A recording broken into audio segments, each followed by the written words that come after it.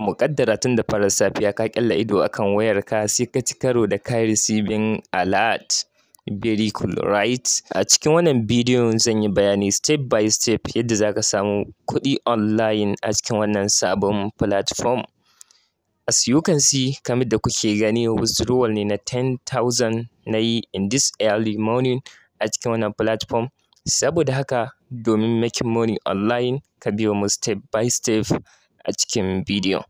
Kafin mu shiga a cikin wannan bidiyon, idan wannan shine farkon zuwanka a wannan channel, kana tare da channel ɗin Hikima Fasaha TV.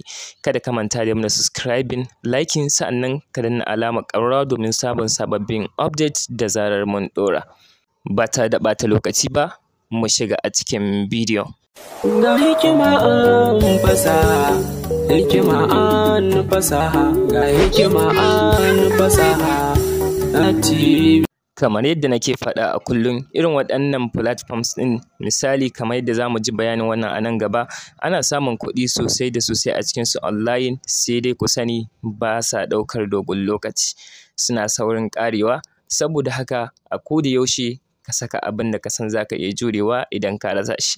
Amma idan ba ku manta ba, na yi mana bidiyo akan platform wanda ya daɗe sosai kuma yake kan daɗewa, wanda za ku ga bidiyon ya bayyana a sama, ku je ku kalle shi domin fara amfani da shi. So ba ta da ɓata lokaci ba, link ɗin wannan platform yana a description na wannan bidiyon. Kana dannawa kai tsaye zai kai ka feji kamar haka. Daga farko ka saka number wayarka ba tare da ka saka zeron farko ba, sa'annan sai ka yi creating na password. Bayan ka yi creating na password, kai ka saka captcha, sai ka danna akan register. Kai tsaye zai kawo ka feji kamar haka. Idan ka duba za ka ga ainihin different categories na plan wanda za ka iya investment a ciki. Na ɗayansu yana farawa daga 1-2, wanda kai tsaye za ka ga daily return ɗin shi shine 114. Idan ka duba a ƙasa kuma za ka gan su daban-daban. So kana yin scrolling a ƙasa, za ka ga ainihin plans ɗin sun bambanta, kuma kowanne da kalan ainihin daily return ɗin shi. Misali idan ka duba a ƙasa, za ka ga akwai na 2,000 wanda shi kuma daily return ɗin shi 400 ne. Idan ka duba riban ba ta kai high sosai ba, amma duk da haka dai irin waɗannan ba za su jima sosai da sosai ba, sabida yadda yanayin irin tsarin su yake. So idan ka duba za ka gan su daban-daban. Na 100,000 ma a kullum za ka samu 40,000. Wannan kan is totally high. So kaga sai ka san abin da za ka yi investing a cikin irin waɗannan platforms.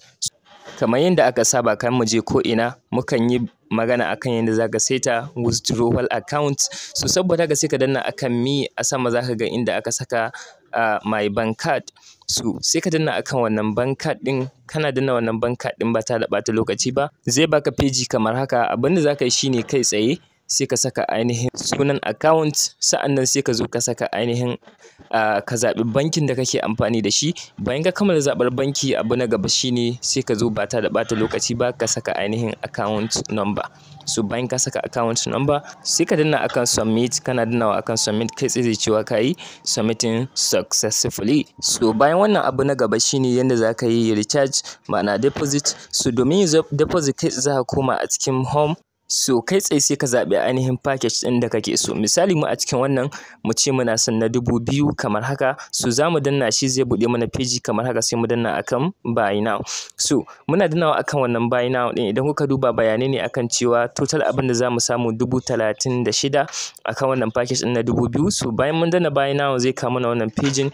Za ka ga akwai pay 1, akwai pay 2.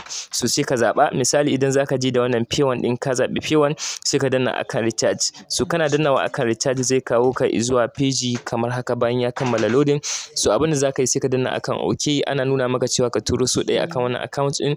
So bayan ka kammala, ka yi copy, ka kammala turo, abin da za ka yi shine sai ka dawo ka saka sunan account ɗin da ka turo da kuma ainihin account number ɗin a cikin waɗannan field ɗin. Daga nan sai ka yi submitting, shikenan za su ɗora maka kuɗinka akan dashboard, sai ka je ka yi ainihin purchasing. So yanzu kai tsaye sai abin da ya shafi withdrawal, don haka kai tsaye zan koma a cikin main account nawa domin nuna mana yadda ake withdraw.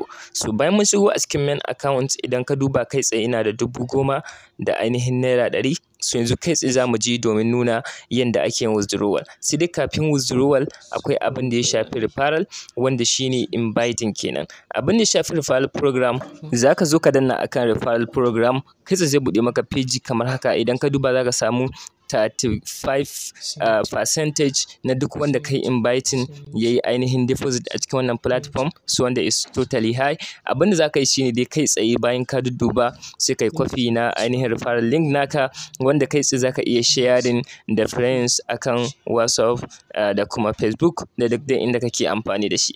So bayan mun kammala wannan abu, kai tsaye da zamu je shine withdrawal. Da haka kai tsaye zan nuna maka yadda ake yin withdrawal. So idan ka duba za ka ga inda aka saka withdraw.